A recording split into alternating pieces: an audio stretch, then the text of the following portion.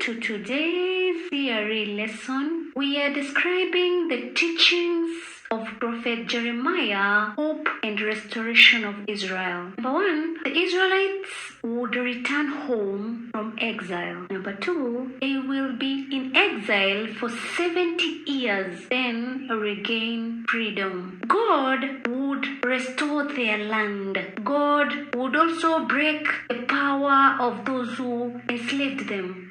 That is, they will never be slaves again. And at number 5, the city of Jerusalem will be rebuilt. The Israelites will plant vineyards on mountains of Samaria and eat from them. That is, their land will become productive. Another teaching of Prophet Jeremiah on hope and restoration is that the Israelites will become many. That is, they will multiply. There will be peace and security in Israel, meaning mourning will be turned into joy. Number 9, Israel will be ruled by a righteous king from the house of David. That's number 10, God will be their God and they will be his people. The Israelites will dwell in Zion forever. That's number 12, the kingdoms of Judah and Israel will be reunited. And God will make a new covenant with them. Thanks